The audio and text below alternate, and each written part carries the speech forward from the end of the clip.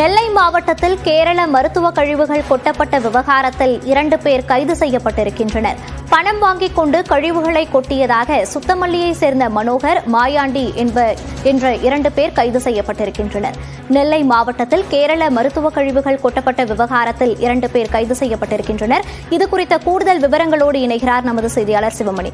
சிவமணி, விவரங்களை பதிவு பண்ணலாம். மோனிஷா, திருநெல்வேலி மாவட்டத்துல 3 கிராம பஞ்சாயத்துகள்ல 10க்கும் மேற்பட்ட இடங்கள்ல கேரளாவிலிருந்து கொண்டு வரப்பட்ட மருத்துவ கழிவுகள் உள்ளிட்ட கழிவுகள் கொட்டப்பட்டிருக்கிறது. டன் கணக்குல சற்றேறக்குறைய 10க்கும் மேற்பட்ட லாரிகள்ல அள்ளக்கூடிய அளவுல கழிவுகள் கொட்டப்பட்டிருக்கிறது. பல இடங்கள்ல எரியூட்டப்பட்டிருக்கிறது. பல மாதங்களாக இந்த சம்பவங்கள் நடைபெற்றதாக தெரிகிறது. இவை கொட்டப்பட்ட இடங்களை பார்த்தால் கேரளாவிலிருந்து, வெளியூர்களிலிருந்து வந்தவர்கள் இங்கே கொட்ட முடியாது அப்படிங்கிற தகவல் ஏற்கனவே நம்ம தெரிவித்திருந்தோம். உள்ளூர் நபர்கள் தொடர்பு இல்லாமல் இந்த மருத்துவ கழிவுகளை உள்ளிட்ட கழிவுகளை கொட்டியிருக்க முடியாது அப்படிங்கிறது ஏற்கனவே நம்ம தெரிவித்திருந்தோம். இந்த நிலையில அந்த சுத்தமல்லி பகுதியைச் சேர்ந்த மனோகர், மாயாண்டி என்ற 2 பேரை காவல்துறையினர் கைது செய்திருக்கிறார்கள்.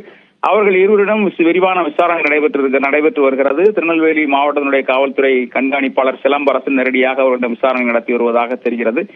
அவர்கள் யார் மூலமாக இங்கே கொண்டு வந்தார்கள், கேரளாவிலிருந்து அவருக்கு எவ்வாறு தொடர்பு ஏற்பட்டது, கேரளாவை சேர்ந்த நபர்கள் யார் என்பது குறித்து விரிவான விசாரணை நடத்தப்பட்டு வருகிறது. அந்த விரிவான விசாரணைக்கு பிறகு கேரளாவை சேர்ந்த நபர்கள் வேறு யாருக்கும் தொடர்பு இருக்கிறதா, மற்ற திருநெல்வேலி உள்ளிட்ட வேலை மாவட்டங்களை சேர்ந்தவர்களுக்கு தொடர்பு இருக்கிறதா என்பது விரிவான விசாரணைக்கு பிறகு தெரிய வரும். மோனிஷா, சிவமணி, திருநெல்வேலியில் எந்தெந்த பகுதிகளில் கேரள கழிவுகள் கொட்டப்பட்டிருக்கிறது? திருநெல்வேலி மாவட்டத்தை பொறுத்த வரைக்கும் 3 கிராமங்கள், கொண்டாநகரம் ஊராட்சி, அதோட மட்டுமல்லாம பழவூர் ஊராட்சி மற்றும் கல்லூர் பகுதியை சார்ந்த ஊராட்சி, அந்த ஊராட்சி என கொடகநல்லூர் ஊராட்சி என 3 ஊராட்சி பகுதிகளில் இருக்கக்கூடிய 10க்கும் மேற்பட்ட இடங்கள்ல இந்த கழிவுகள் கொட்டப்பட்டிருக்கிறது. சற்றேறக்குறைய கொண்டாநகரம் ஊராட்சியில பல மாதங்களாக இந்த கழிவுகள் கொட்டப்பட்ட தகவல் தெரிய வருகிறது. நாம காலையிலிருந்து தொடர்ந்து நேரலையில இந்த தகவல்களை கொடுத்து வந்தோம். அந்த கொண்டாநகரம் பகுதியில பார்த்தோம் அப்படின்னா 1 கிலோமீட்டர் தூரத்திற்கு பல இடங்கள்ல அந்த கழிவுகள் கொட்டப்பட்டிருக்கிறது. மருத்துவ கழிவுகள் கொட்டப்பட்டிருக்கிறது.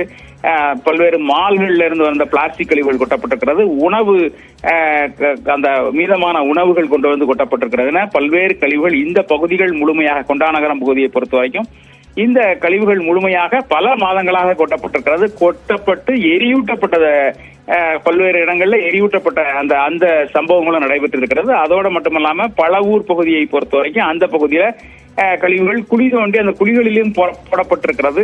அந்த பகுதி மட்டுமல்லாம பட்டா நிலங்களிலும் போடப்பட்டிருக்கிறது. அந்த பட்டா நிலங்கள்ல பழவூர் ஊராட்சியை தாண்டி கொடகநல்லூர் ஊராட்சியை சார்ந்த நடுக்கல்லூர் பகுதியில அங்கே பட்டா நிலங்களையும் கொட்டப்பட்டிருக்கிறது.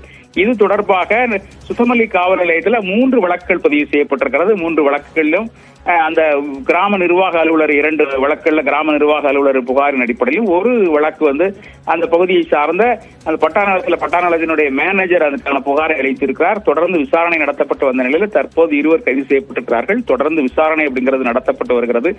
ஏற்கனவே தேசிய பசுமை தீர்ப்பாயத்தினுடைய தமிழ்நாடு கிளையின் சார்பில் 3 நாட்கள்ல இந்த முழுமையாக அகற்றப்பட வேண்டும் உத்தரவு பிறப்பிக்கப்பட்ட நிலையில் பல்வேறு அரசு அதிகாரிகள் தொடர்ந்து ஆய்வை மேற்கொண்டு வருகிறார்கள். இந்த ஆய்வின் அடிப்படையில் அடுத்த 2 தினங்களுக்குள்ள இந்த கழிவுகள் அங்கிருந்து அகற்றப்படுவதற்கான வாய்ப்புகள் இருப்பதாக தெரிய வருகிறது.